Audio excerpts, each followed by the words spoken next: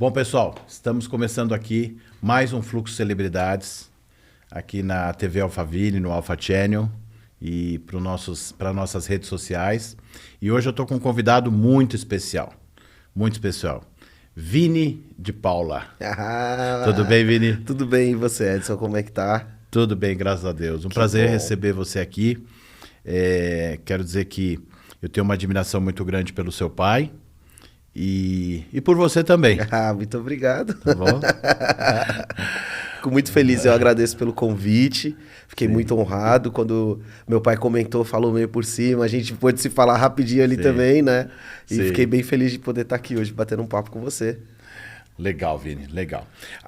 O que a gente quer saber um pouquinho, a gente sabe que você segue aí os passos do seu pai aí como cantor, né, como apresentador, mas eu quero saber um pouco da história, um pouco de como tudo começou, né, que você começou lá, quero saber um pouco lá atrás, principalmente da parte lá de Fortaleza, que você fez um trabalho lá. Conta um pouco para nós como que você foi parar lá. Cara, assim, bom, vamos lá do começo, Vamos lá do começo. 2010, a música, obviamente, ela sempre fez parte da nossa casa, da minha vida, da vida dos meus irmãos, por conta do nosso pai, por tudo que a gente viu, né, e passou junto com ele. Então, na época do Negritude, ele viajava e a gente entrava no ônibus, ia junto, e todo mundo sempre criança, e ele sempre teve esse lado muito comunicativo.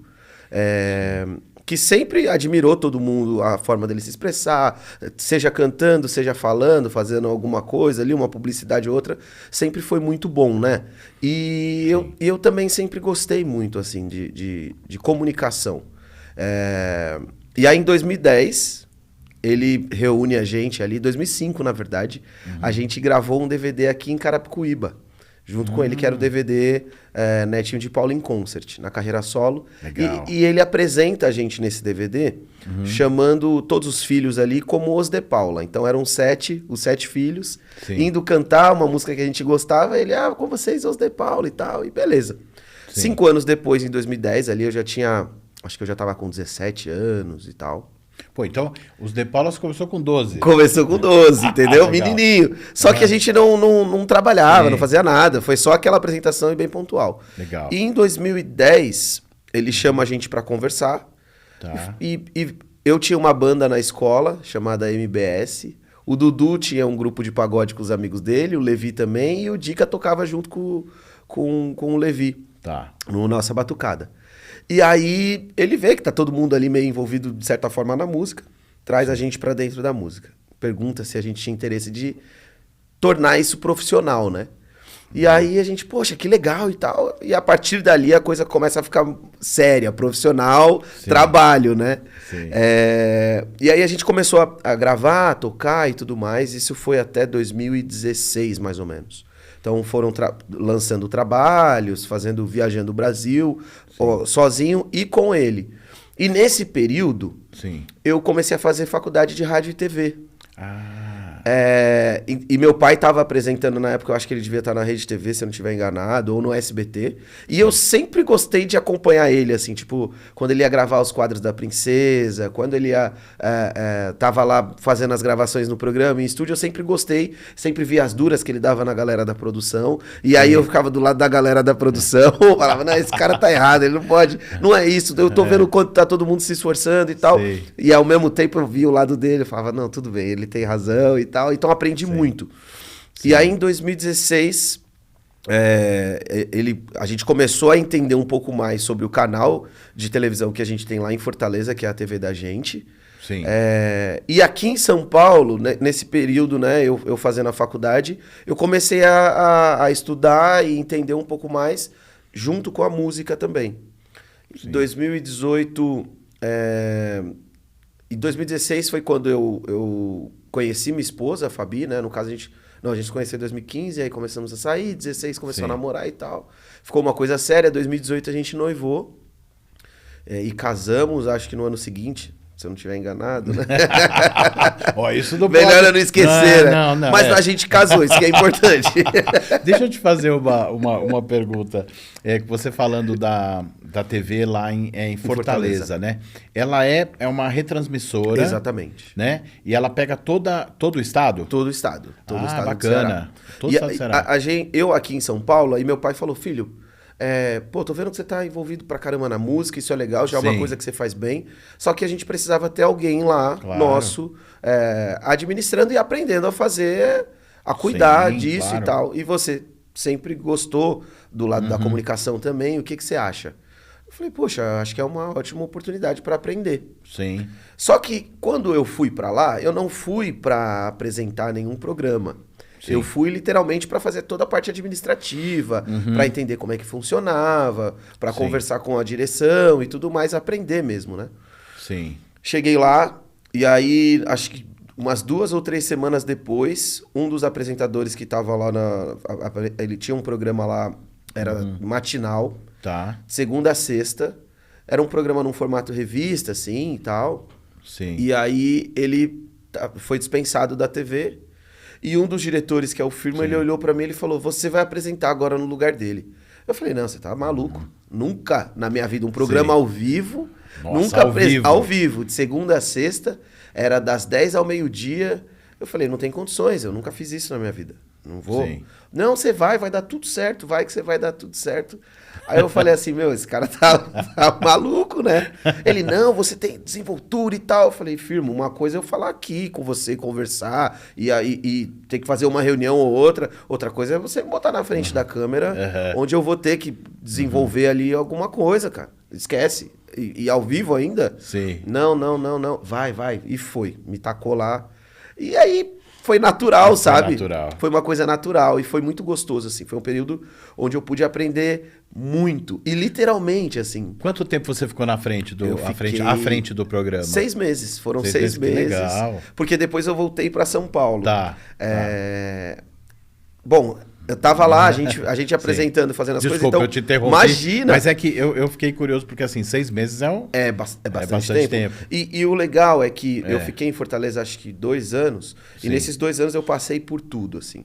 Entendi. Eu tinha que pegar a vassoura para varrer o estúdio, para limpar o estúdio, para limpar a sala, arrumar o banheiro. E aí eu comecei a fazer a parte administrativa, entendeu a burocracia que é Sim. todo esse processo, até chegar na parte de estar na frente das câmeras, apresentando, falando, produzindo um programa. E aí eu volto para São Paulo. A gente já casados, né? Eu e a Fabi, ela recebeu uma proposta para jogar no Japão. E aí, cara, eu falei... Nesse meio tempo, o que eu fiz? Eu tava em Fortaleza apresentando, eu falei, por que não estudar, então? Eu voltei para São Paulo, comecei a fazer... Eu fiz um curso no Senac, que era de apresentador de TV, de programa de televisão. E aí foi muito bom, assim, porque foi um período que eu aprendi muita coisa. Consegui ver os erros que eu cometia, né? Sem saber, mas... ao mesmo tempo também pude aprender muita coisa, sabe? E pra mim foi muito bom, assim, foi muito importante. E aí, nesse meio tempo, a Fabi, ela recebe essa proposta... Essa proposta de ir pro Japão. De ir pro Japão. E aí eu fiquei meio assim, né? Eu falei, cara, e agora? Eu vou largar tudo aqui e vou pro Japão com ela, porque a gente já tava casado, né? E não dá pra ir, tipo, ir e voltar rápido no mesmo dia ou na mesma semana. Não. Pô, super complicado. Mas aí foi... Ao mesmo tempo, a gente conversou muito ali. Ela falou, pô, vamos comigo. E lá também é um período que você pode estudar, você vai conseguir aprender. Que foi onde eu comecei a também entender um pouco desse universo mais audiovisual, voltado para o podcast, voltado para o digital também. Foi quando eu comecei olhei e falei, cara, acho que eu vou começar a fazer algumas coisas aqui. Vou pegar uma câmera, vou começar a filmar. Agora, aí eu já não estava mais na frente das câmeras, eu estava atrás. Aí eu comecei a filmar, produção. A fazer... Exatamente. Trabalhar na área de produção audiovisual. Exatamente. E tem sido um período muito bom para mim, assim. Tenho aprendido muito. 2019 a gente passou lá todo, né? Com a pandemia, a gente voltou. No final de 2019, a gente chegou aqui em dezembro, se eu não estiver enganado. Voltamos para cá. E aí eu voltei com o trabalho da música, voltei com o grupo, voltei com os meninos. Obviamente, nesse período a gente ficou... Foi um tempo de produção, de laboratório mesmo, todo mundo em casa, né? Trancado. Um período complicado, né? Bem complicado. O mercado totalmente parado, não tinha o que fazer, não tinha vender show, não dava. E aí a gente volta com o grupo e graças a Deus assim as coisas voltaram aos eixos. Agora estamos fluindo, estamos trabalhando bastante, produzindo bastante. Eu queria... Bom, a gente precisa falar ainda também um pouquinho aí desse seu casamento. Eu sei que você tá com um filhinho... Ah, eu tô, o Azaf. O Azaf. O Azaf é uma figura. Ele tá o quê? 1 ano? Ele tá com 2 anos com já. 2 anos? Com 2 anos Azaf. e falando tudo. Que legal. E muito esperto, assim, sabe? Já tá cantando? Já canta. Ele gosta de cantar o borboletão. Ele, papai, eu vou fazer um show. Aí ele começa a cantar lá, borboletão, tá no fogão. É muito bonitinho, assim. Muito fofo, muito que fofo. Legal, que legal. E aí, nesse caminho aí, você disse, né? Você casou com a Fabi. Casamos. Foi pra lá. E como que era essa rotina do vôlei? Olha, se eu pudesse, eu moraria lá de novo. É incrível, é incrível. Foi um momento muito bom para nós, assim, como casal também. A gente estava longe de todo mundo, da família, dos amigos. Então, foi um período que a gente conseguiu se conectar muito, sabe? Como casal. Sim. E entender, assim, um pouco da vida mesmo do casal. Porque aqui no Brasil, o que acontecia? A gente estava casado, mas eu morava em São Paulo e ela morava em Uberlândia. Então, dava final de semana, ou ela vinha para São Paulo e passava o final de semana comigo, e durante a semana, às vezes, tipo, segunda ou terça, eu pegava o avião e ia para Uberlândia, ficava lá até quinta, que era quando começava a ter show de novo. Tá. Então, de lá, de repente, eu ou ia para o Rio de Janeiro, ou ia para Florianópolis, ia tocar e fazer as coisas, e a gente se encontrava assim. Não tinha essa vida todos os dias dentro de casa, casados e tal. Então, convivência. No Japão foi muito bom, porque a gente vivia todo dia junto, né?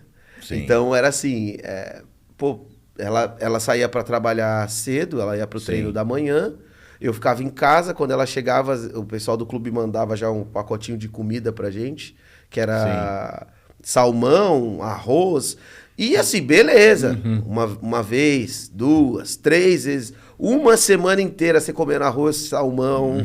Aí você fala, cara, beleza, né? Sim. Mas e aí, amor, vamos procurar um mercado brasileiro aqui, comer um arroz e feijão, porque tá demais. Então, E aí a gente foi fazendo dessa forma. Achamos e tal, ela ia pro treino. Quando ela voltava, já tinha feito a comida, já tinha feito algumas coisas, aí às vezes ela só incrementava da forma dela. Então pra gente foi muito bom, assim. E essa parte cultural deve ter sido enriquecedor também, né? Bastante, porque a gente aprendeu muito, assim. Sim. Eles são extremamente organizados, né? Com horário... Disciplinados, totalmente. Eu lembro... a Fabi já tinha ido outras vezes pro Japão, então ela já conhecia muito mais da cultura deles. E pra mim era uma coisa muito nova. E eu sempre gostei de festa, gente, pagode, e vamos fazer uma feijoada em casa e traz todo mundo e tal. E lá não, eles são extremamente reservados. E era engraçado, porque assim, eles ganhavam um jogo. Aí eu falava, vamos fazer uma festa, cara. A gente ganhou um jogo aqui, super importante. Chama todo mundo pra ir pra casa. Aí a Fabi falava pra mim, amor, mas eles não são assim. Aqui não vai dar.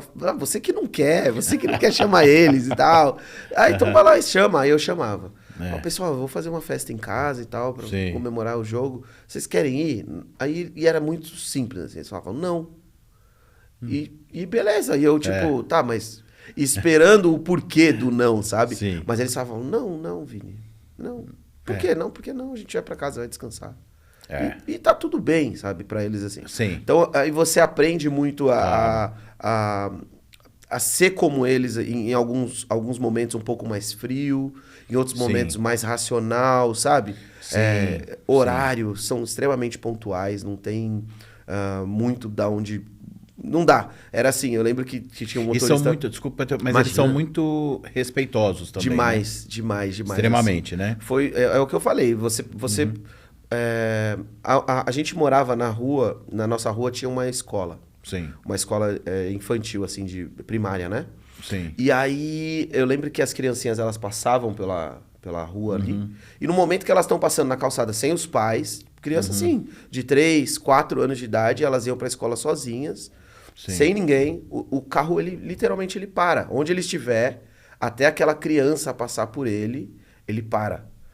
E aí eu ficava imaginando, eu falava, cara, mas que loucura é essa, né? Tipo, a gente não tá acostumado aqui assim. Não. E além disso, tem um fato muito curioso que a gente morava em Kobe. E lá na nossa cidade, era ônibus para tudo que é lado que a gente pegava, muitos carros também. Sim.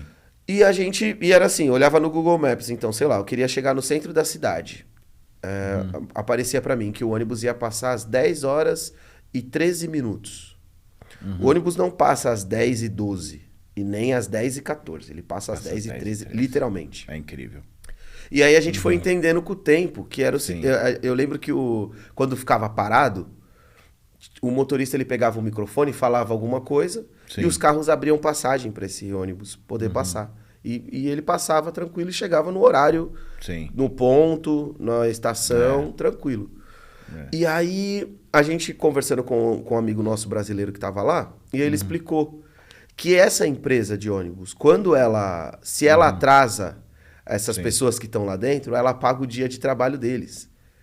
Então, essas pessoas elas não podem chegar atrasadas no trabalho. As pessoas que estão nos carros, no trânsito ali, elas entendem, compreendem isso. O cara pegava o microfone, pedia passagem, as pessoas abriam caminho e todo mundo chegava na mesma hora certinho no trabalho. E a gente falava, cara, é um sistema que funciona assim, muito...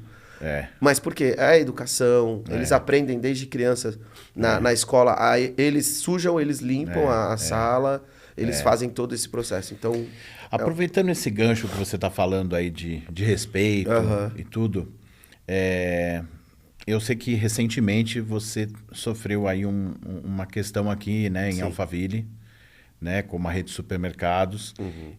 Fala um pouco disso. Como é que pode estar acontecendo isso ainda? Eu fico pensando, como pode acontecer esse tipo de coisa? Fala como foi essa experiência, Vini. Olha, Você sabe que hoje eu ainda acordei pensando nisso, né? Porque a gente... É um processo que a gente está passando agora ainda.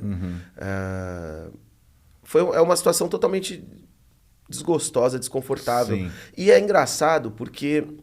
Obviamente, na minha vida, como um homem preto aqui no Brasil, eu já passei por situações de racismo aqui. Mas as situações que eu passei, na verdade, a gente chama de microagressões. São microagressões. Então, na escola, eu lembro que tinha uma menininha na escola que ela falava assim, eu gosto do Vini, mas eu não quero ter um filho com o Vini. Porque se eu tiver um filho com ele, eu não quero que meu filho tenha o cabelo igual dele. Por quê? É o cabelo crespo, as pessoas ainda têm aquela visão do cabelo crespo, é o cabelo ruim, é o cabelo feio e tal. Só que você é criança, você não entende isso. São microagressões que você vai passando ao longo da sua vida, que é o racismo ali, e as pessoas vão tocando nesses pontos. Mas o que aconteceu ali foi de uma forma muito descarada. A atendente, ela literalmente ela não quis me atender. Não quis te atender. Ela não quis me atender. E eu, naquele momento, eu fiquei sem ação. Porque eu não quis acreditar na situação. Porque assim, a gente cresceu aqui em Alphaville, né?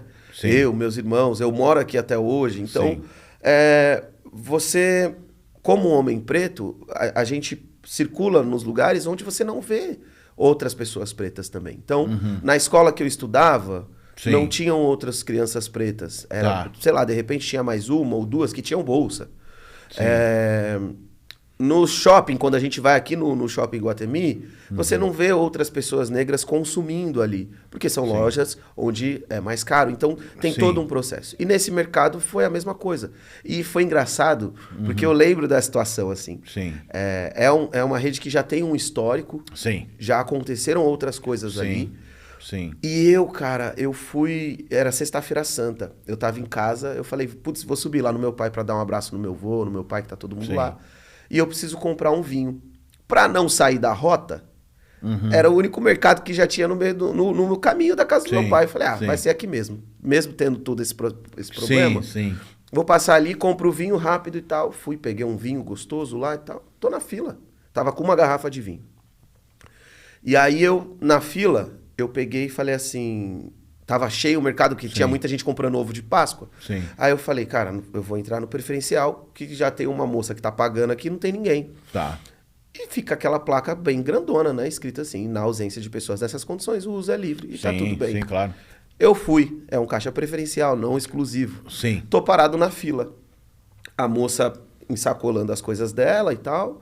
E a atendente ela olhou bem pra minha cara assim, ela falou, moço, eu não vou te atender. E aí eu falei assim, mas eu só tô com uma garrafa de vinho, não tem ninguém atrás de mim. Sim. Aí ela, não, moço, eu não vou te atender. Aí a moça que tava ensacolando aí virou e falou assim, mas então não faz sentido essa placa aqui. Aí eu falei, pois é, né, moça? Quer dizer, fiquei... você ficou... Não, e eu fiquei super constrangido. Na hora, eu entendi o que aconteceu. Sabe aquela coisa que você fala, não tô acreditando. Não é verdade. Não é verdade. Não é demora verdade. pra cair a ficha um pouquinho. E eu peguei aquilo ali, eu olhei bem assim e falei, não é.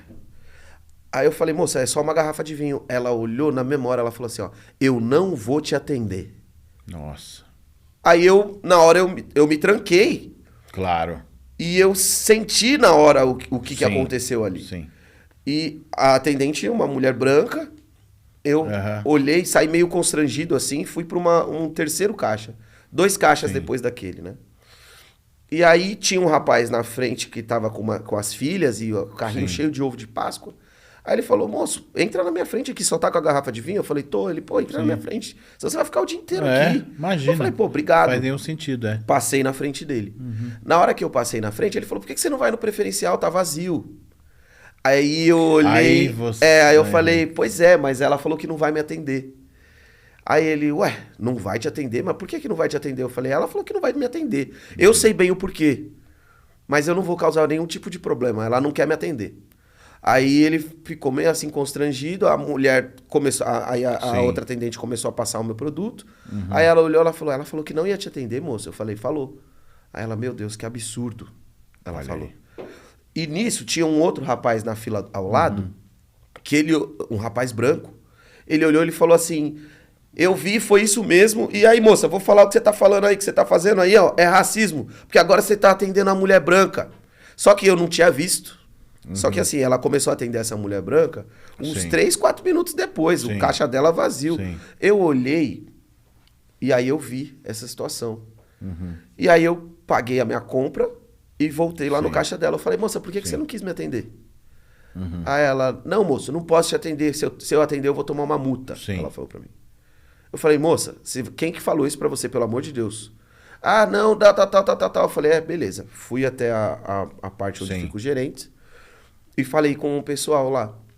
Falei, ó, a sua funcionária não quis me atender e tudo mais. E aí? Por que ela não quis me atender? Ela falou que ia tomar uma multa.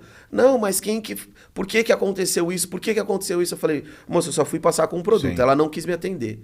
Ficou o caixa vazio. Depois chegou uma moça que aparentemente ela não era preferencial e passou lá. Evidente, né? Exatamente. Daí, não, calma. E trouxeram a menina lá. A moça começou a chorar. Todo mundo se sensibilizou com ela porque ela estava chorando. Então, ali naquele momento também, eu olhei e falei, não, acho que eu sou um monstro. Eu sou um bicho. Tá. Como que estivesse invertendo a situação. Exatamente. Né? Não, você tá errado, não é isso e tal. Ela começou a chorar.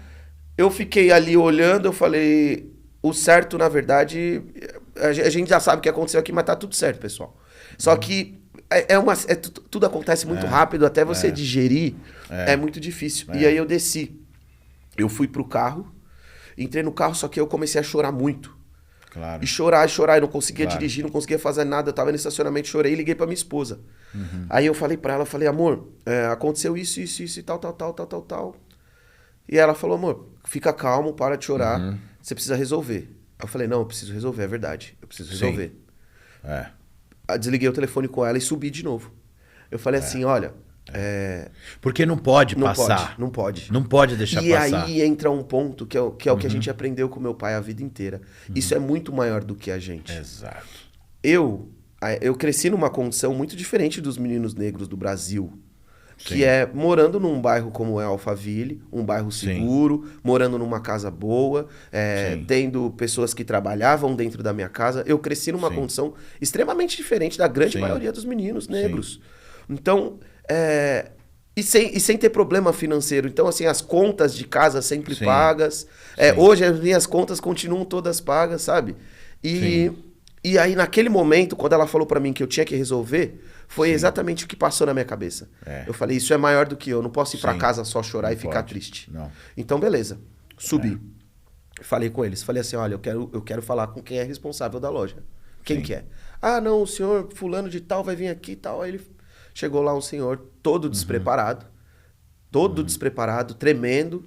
Nisso eu já tava gravando, já coloquei o áudio pra gravar e tal. E falei ali com ele. Falei, olha, é isso que tá acontecendo e tal. E aí? Aí ele falou, não, isso não pode acontecer aqui na rede Carrefour, porque a gente prepara os nossos funcionários. Eu falei, não, mas vocês estão preparando muito mal então, porque eu acabei de passar por isso. Não, mas lá atrás tem um monte de coisa escrita falando que não pode ser racista, que não pode ser com pessoas deficientes, preconceituoso e tal. Eu falei, vocês acham que isso funciona?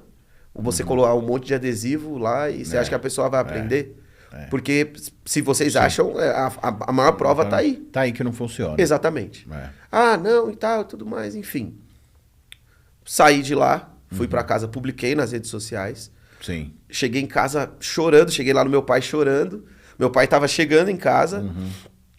A minha madrasta tava lá, a minha irmã tava lá, todo mundo lá e tal. E aí a gente começou a conversar. Sim. E meu pai chegou e falou, não, calma, a gente vai resolver. Ligou pro Dr. Édio. Nesse meio tempo, meio mundo do Carrefour tentou falar comigo. Claro. Só que, cara, era sexta-feira santa. E eu lembro que o pessoal da agência me ligou, dessa agência aqui me ligou em casa, porque eu deixei meu contato. E deixei o meu nome, meu contato e tal. E eles me ligaram. E aí eu lembro do meu avô subindo a escada, porque meu pai tinha ido buscar o meu avô. E eu falei, não, meu avô não pode me ver chorando assim, né? Sim. Não dá. E falei, eu falei, olha, eu não consigo falar, eu não vou falar com você agora, meu avô tá chegando em casa, eu não quero que ele me veja assim, meu avô já tem idade, e é isso, é respeito a ele, não é por respeito a vocês e nem nada. Enfim, nesse meio tempo, conversei em casa, conversei muito com meu pai, todo mundo me acolheu, conversou, Sim. E a gente, falei com o Dr. Édio no dia seguinte, a gente conversou, resolveu, entramos com uma ação e tá tudo correndo. Tá correndo. Então, assim... Sim. Só que é uma situação que eu passei, que é o que eu falei. Ao longo da vida você passa por essas microagressões e a vida inteira eu fui preparado para lidar com esse tipo de situação. Sim. Dentro de casa, meu pai, minha mãe, eles sempre prepararam a gente para isso. Então, você vai passar por isso na sua vida. Porque os lugares que você frequenta, você vai ser o único e vai ter alguém que vai fazer alguma coisa. Sim. Então você tá pronto. Só que, sabe, eu fui no mercado. Entende? Você vai totalmente tá despreparado. Pronto, mas você tá... Desarmado, vamos colocar dessa forma. Desarmado. É muito diferente quando você tá andando à noite na rua, você não vai sair com seu celular segurando aqui, filmando, fazendo uma selfie, nem nada. Você tá dentro da sua casa, você tá relaxado. Pode acontecer de entrar algum ladrão lá pra te assaltar? Sim. Pode. Só que você tá mais tranquilo. Sim. Na rua não, na rua você tá com o alerta ligado. Sim. E é exatamente isso. Eu só fui no mercado, entendeu? Numa sexta-feira santa, comprar um vinho pra tomar junto com a minha família. Com a família. Olha, Vini, eu acho muito importante esse seu depoimento, digamos assim, né? Falar sobre isso, porque a gente precisa realmente encarar isso de frente sempre. E eu acho que a sua atitude vai ajudar. E eu vi nas redes, e eu acho que tem que realmente falar, sabe? Não tem mais cabimento, né? Em pleno século XXI a gente viver esse tipo de coisa. E ainda... Dói demais. E dói. Dói porque... Eu sinto essa dor porque eu vim do mundo do futebol, do esporte, e a gente convive sempre todo... Nunca passa pela nossa cabeça, assim, quando a gente é mais novo, tudo isso. Hoje a gente consegue enxergar melhor, né? Quantos anos o Brasil passou sem olhar de forma direta para isso, né? A gente vê o caso do do Vini. Exatamente. Do Vini Júnior Vini lá, Júnior. né? Que um tremendo absurdo, né? Eu não sei como é que agora tá isso, mas a repercussão é gigantesca. A gente tem realmente que combater, a gente tem que falar, a gente tem que... Não pode admitir. Não pode admitir. E a gente tem que sair mesmo e falar. Cara, e assim, é muito importante que você que tem um espaço, poder permitir que as pessoas falem sobre isso, sabe? Sim. Você se inteirar como pessoa branca sobre esse assunto Sim. é extremamente importante, porque a gente precisa disso. Sim. A gente precisa dessa força, dessa união, de outras pessoas, de outras culturas, de outras religiões, enfim, todo mundo entendendo o que é o racismo, que ele é um problema central. Tem um amigo meu que ele fala, nem tudo é racismo, nem tudo é sobre o racismo, mas tudo pode ser racismo. Entende? Sim, então, sim. assim, a gente precisa entender o que é consciência racial, Sim. entender o que é consciência social, para poder combater essas discriminações, para poder combater o racismo, a homofobia, o machismo, enfim. Senão, a gente vai passar, e aí o Azaf vai passar por isso, e aí o filho do Azaf vai passar por isso. Exatamente. Se a gente não criar isso agora, é o problema que a gente vai ter. Continuar. Bom, o nosso papo foi tão bom que passou e Caraca. o pessoal falando pra mim, ó, já passou. Já? Que rápido, cara. Que rápido. A gente vai... Vamos ver se nós fazemos... Por favor. Né, um outro bate-papo também, Vini, pra gente falar mais, porque eu quero ainda saber dos seus planos Com e certeza. tal, né? A gente pode até fazer uma nova pra gente falar do agora e do futuro. Perfeito, vamos Né? embora. Quais são os planos aí de carreira, de produção e tantas coisas que a gente pode, de repente, vir a fazer juntos aí. Sem dúvida. Né? No mundo da publicidade. Poxa, fico muito feliz. E tudo mais. Cara, foi uma entrevista muito bacana. Eu sentia no meu coração que ia ser uma entrevista legal. Que legal. Parabéns pelas atitudes, parabéns pelo... Seu pai me fala muito bem de você, sei que você é um ótimo filho aí. Obrigado. E vamos em frente, tamo junto. Vambora. Conta com a gente aqui também como um canal para falar. Perfeito. Nós estamos juntos. Vamos Nós embora. estamos juntos nessa luta Agradeço aí. demais o espaço. O papo de verdade foi muito gostoso e passou rápido. Quando é bom, quando passa é rápido, bom, né? passa rápido. Então, assim, muito obrigado de verdade. E vamos marcar esse outro papo de novo aí. Tamo Tá junto. bom. Tá feito. Vini, Obrigado. obrigado, irmão. Valeu.